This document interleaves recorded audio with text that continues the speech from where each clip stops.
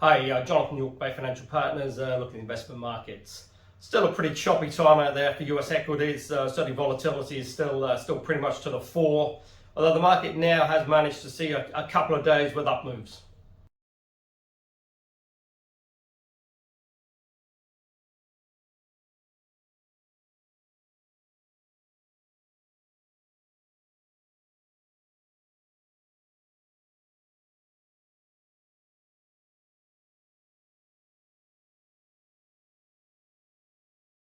Now, it's certainly being helped by quite a few of the US corporates that really have a mountain of cash out there, close to around $7 trillion. And that's sort of helping companies see share buybacks, which is obviously supporting the share price.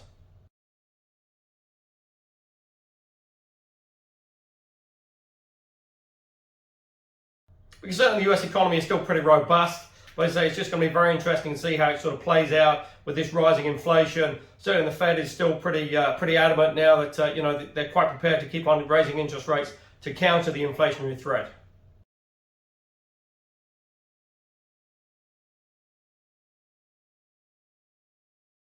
So we'd certainly expect another 50 basis point increase at the next Fed meeting.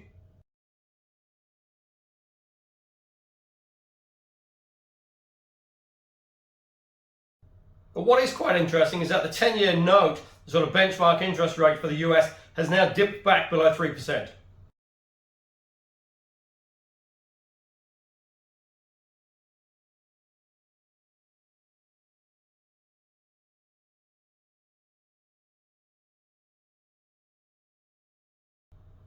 And also, it's what's quite interesting as well, historically, if you look at it, when you've seen a tightening cycle, after the first rate hike, normally around 1 to 2 months later, you start to see a bottom put in by the equity markets. Then they just look to gradually grind a little bit higher.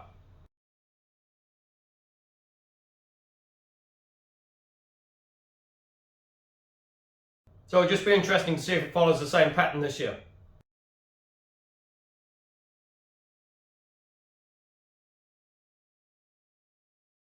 Because obviously there's still plenty of sort of balls in the air, really. You've still got COVID in the US, you've got an economy that's reopening.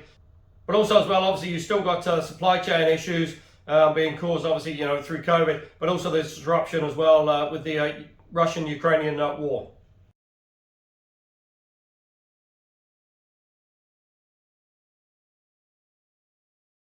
Now, just on that, it looks like the Russian forces have finally taken the port of Mariupol.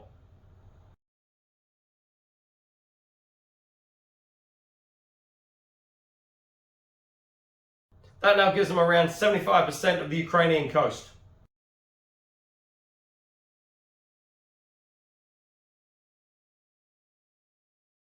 And certainly President Putin will obviously use that as a sort of a victory, but it'd just be interesting to see how it sort of plays out from here now.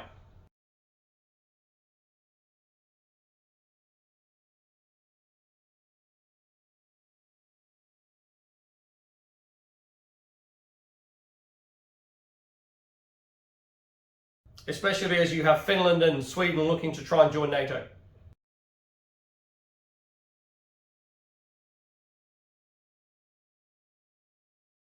Although that may well get blocked by Turkish veto.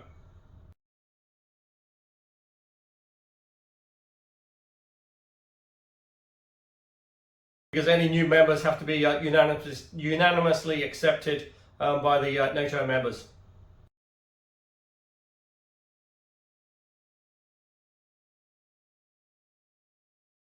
And certainly President Erdogan is a pretty close pal of President Putin, and looks like he will veto that.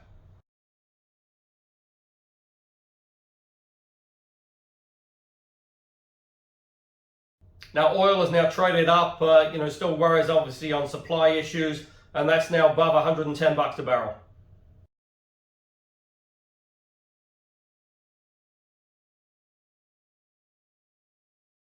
Now, that's obviously just adding to the inflationary pressures in the global economy.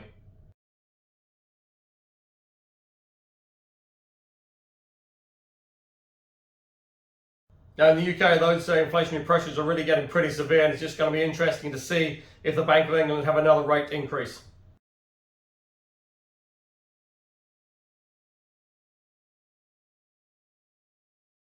Now in Europe, obviously, you've still got the ECB that still potentially has a sort of a quantitative easing sort of bias out there, although they are looking to sort of start to reduce that in around November of this year.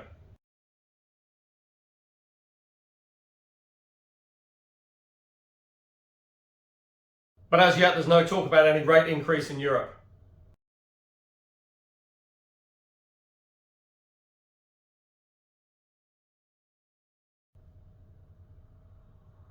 Despite the inflationary pressures.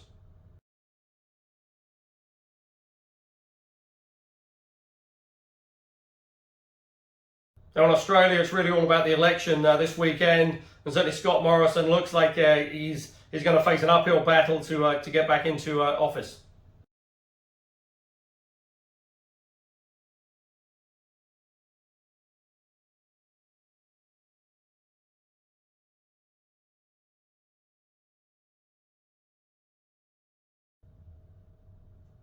But certainly the inflationary pressure is starting to hit the Australian economy as well. The Reserve Bank increased interest rates for the first time since 2020.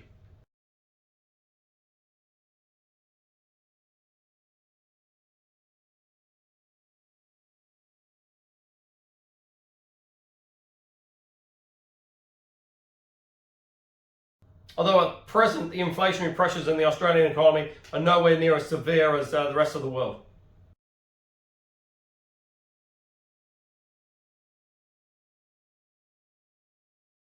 But as we approach the reporting season in Australia, it's just going to be interesting to see how the companies obviously sort of give guidance for the next sort of six odd months.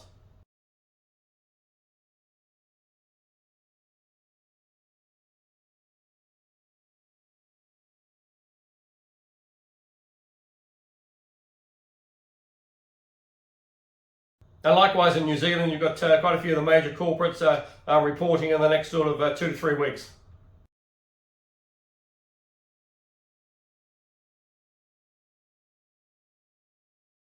So again, it's just going to be very interesting on the guidance there.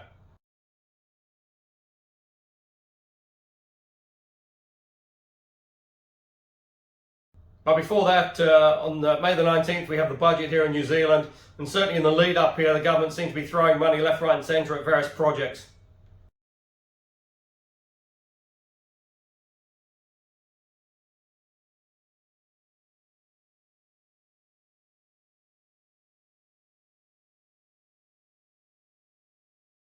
But what will be interesting to see if they do anything on their tax bans and tax cuts.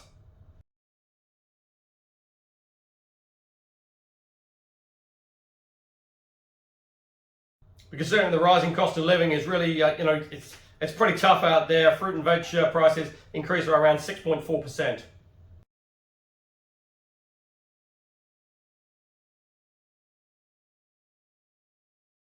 But certainly the housing market is starting to cool off, and indeed in most areas now it's starting to fall. And that's just going to be very interesting to see how it sort of plays through. Obviously the rising interest rates, and you expect another rate increase from the Reserve Bank at the next meeting.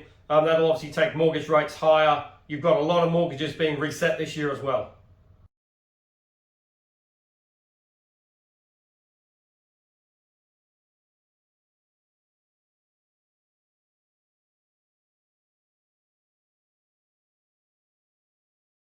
And all that is draining disposable income out of the economy.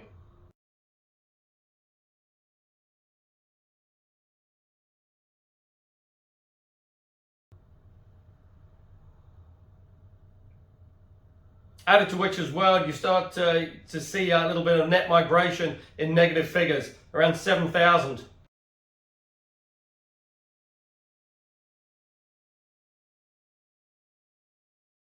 Now, if you compare that, certainly pre-COVID, you were seeing sort of plus 50 to 60,000 a year coming into New Zealand.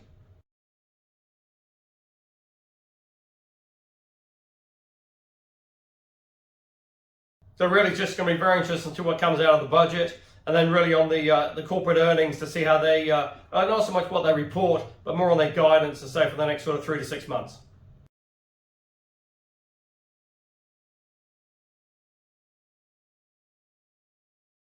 Now getting closer to that sort of end of year for KiwiSaver balances, so it's just important just to check it, to see how much you've contributed to make sure you get that maximum government contribution.